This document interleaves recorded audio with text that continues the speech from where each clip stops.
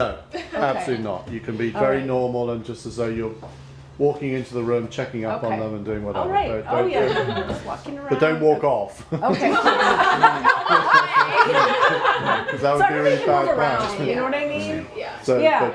And we'll work it out. I'm thinking if we need more product, we're not going to worry about that right now. We can stop and get more product out. Absolutely. Okay. It's not a problem. Okay. All right.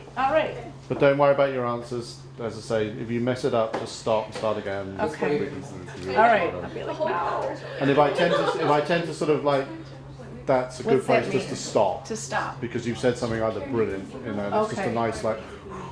Okay. Because sometimes you overthink your answers and you sort of like go, should I add more, and sometimes it's just nice to, Absolutely. Means we've got enough on that. you know, so. We'll Okay. just start, and you can look at maps. Just give me your name, please, and then spell it for me.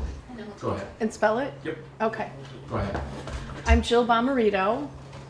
Wait, like the whole name, spell it? All right. I'm Jill Bomarito, JILLBOMMARITO, with Ethel's Edibles. And what would be your title? Oh, I'm president and founder of the company. Just look at map when you know. Okay, yeah. All right. I'll Go just- ahead. We're rolling. Okay, well, welcome, Jill. You're going to be start up to watch on the Making in Michigan trade show. So tell me a little bit about how did you get involved with this company? What was the moment in time that you decided to go and create this company? That's a great question. It was in 2010, and at that time I was selling real estate, and I wanted to do something that I was most passionate about, which is the food world. And our family's in restaurant business in Wisconsin. And I wasn't sure what it was going to be. I kept an open mind. And our family has had celiac disease for over 35 years. It's not new. I was the go-to person for recipe development, figuring out how to make things real and delicious. And we started with the Pecan Dandy Bar. It was a crazy hit with my family. We launched at a food show in the celiac community in Detroit. And at that show in April of 2011, local grocery chains, including Westbourne Market and such, asked to bring us on board as wholesale. So we got started that way, found our church kitchen, and started our first delivery August 23rd, 2011. So what was the idea behind the cookie? Decadence. When having things like your grandmother made, these old recipes and that are really difficult to find in the gluten-free community. You can't find it. You get things in the grocery aisle that taste so-so, and you get things in the freezer, but you don't get old-fashioned decadence. And we said, nobody's doing this. This is either a great opportunity or it's going to be a big failure, one or the other. I never really thought it would be a big failure. The differentiator is we're the first company on the main floor of bakeries that's gluten-free, and we appeal to everybody. We are the product that you take in, and the baked good that you take in, and everybody wants it, and that's a different prospect in the marketplace today. That's how we've been able to grow at the rate we've been able to grow. So you've obviously started with one person, and Yes. How does the team look today? Obviously you're here today with your production crew. This is exciting. We started with one employee. We now have 16. We've got full-time, this year alone we have 6 full-time positions. And we've been able to grow and expand and have better processes. And you can't do it. The people make the company. If you don't have the right people, it doesn't matter how great your product is. And we are all very protective of our team, you guys. And we know that that's huge. And it's what makes us who we are. It's really exciting. So what is Ethel's Edibles? Give me your 1-minute spiel on what is the company when you have to walk into a store and say, here I am. How do you describe yourself to them? We are decadence that just happens to be gluten-free. We are home of the Pecan Dandy, which is our famous claim to fame. You'll find us on the main floor of stores. We make people happy, we make them smile, we make them be able to have old-fashioned goodness, no matter if you're gluten intolerant or not. We are just pure decadence that makes people happy. We bring joy to others with food. And how many stores or how many faces are you in today? How have you grown over the years? We started out locally right here in Metro Detroit, and then we expanded within the state of Michigan, all what we call DSD, direct store distribution. In this last year, we've changed our distribution model and added LaPerry, as well as within this last year, we have also expanded with Whole Foods throughout the Midwest. So we're now in 12 states, over 200 stores, and have lots of other opportunities right now that we're making. Yeah, and over 50 of the Whole Food stores. So we've got other opportunities that we are working on right now that are very exciting for the next few months. It's up to you. I mean, I She'll don't be want to back cause in, any too. Okay, so let's. So Jill, talk to me a little bit about what have been some of the real challenges in growing this business. Where do you feel the bottlenecks and the real challenges have been? Well, I mean, they started out space and capital and all those things, obviously, and being able to do things efficiently. Where we are now today, it's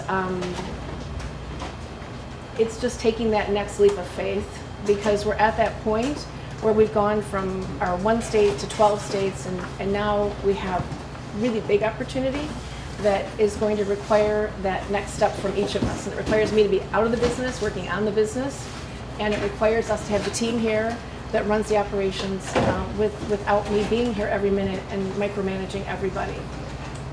And tell me, what was probably the most exciting moment in your life so far? What was the moment where Jill just had that smile from ear to ear? There was.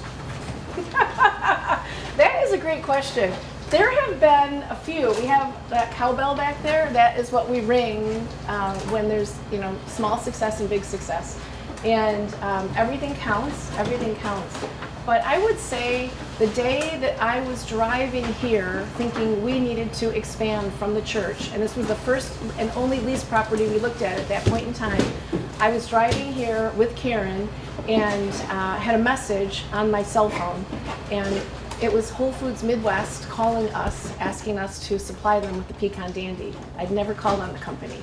And that was a day that I will always remember, because it flipped from being, we're a small company to we have potential, someone's paying attention, this is opportunity, it's the right time. That was a really, really big day. And so now tell me a little bit about the product center. So obviously you've been working with us, you've worked with Becky a little bit. Tell me a little bit about how you got to know us and what you've done with us and how that's worked out for you. We started out with the product center with Becky. We started out with Hannah at the product center. I hadn't done a single thing yet. Hadn't put the product out in front of anybody, but we had been referred by another producer. And she sent me out to talk to other people in the industry who were retailing, manufacturing. I got a taste that week, went all over the place. She helped me with Michigan Department of Ag, figuring out who my counselor was, what with label review, all of that. And then since that time, Michigan State Product Center has helped us get butter, Michigan butter, which is huge. We're very committed to growing Michigan agriculture. You ask anybody in here, anyone I talk to. That's been a big piece. Also growing and figuring out the next step. And then Becky's been great about networking resources. We've been a part of the Making It in Michigan, the collaboration with other new producers, with producers who have been in the system for some time, who have great expertise and experience, and being able to take and leverage other people's knowledge has been a great part for us from working with the Product Center. That's great. I got a question, and you can look at Matt when you answer, but what puts a smile on your face every day when, just a second, let me focus up. What puts a smile on your face every day when you come to work? Every day we get to learn something new, and every day we improve something, and every single person is a part of that. It's huge, but I know that what we all get a smile from is how crazy happy we make the customers. It's absurd. Who gets to do this every day? Who gets to do this every day, making the customer happy? And we find out through phone calls, through people walking through the door, through stores calling us to ask to carry our product. It's an amazing opportunity, and that makes me smile every day. I think that's some good answers. Cash, just this very. Yep, and then just look at Matt. Okay. Okay, go ahead. So you're going to spell your name, and Becky DeYoung, spell your name and what you do for the MSU Product Center. Got it. So you Go can say ahead. that. So the Craig just knows to write the right. So what's your Spell it right. Say your name and spell your name. Say your name and spell your name. Becky DeYoung, BeckyDeyoung. Innovation Product Center client. Oh. Innovation counselor for the MSU Product Center. Okay, and you can look at Matt. Okay. Okay, go ahead. So Becky, why have you really enjoyed working with Ethel's Bakery? Ethel's Edibles. Ethel's Edibles, so you won't hear any of me. So I can say, have you enjoyed working with a cardboard box? I've really enjoyed working with Jill Bomarito from Ethel's Edibles. Her passion for not only growing her business, but networking throughout the Michigan food community has been unbelievable. I only see her going up, up, and up. Her stores have launched it tremendously over just this past year alone, and I can only see a bright future for her. So tell me something funny about Jill. Tell me something that made you laugh, or either an interaction that just made you smile. When Jill and I met, she was late running to our meeting for coffee, and she kept texting me every 5 minutes, I'm almost there, I'm almost there, I'm almost there. So I knew she was a very busy woman to begin with. I just didn't know exactly how busy until she told me about the growth of her business. Great. It's a very short business.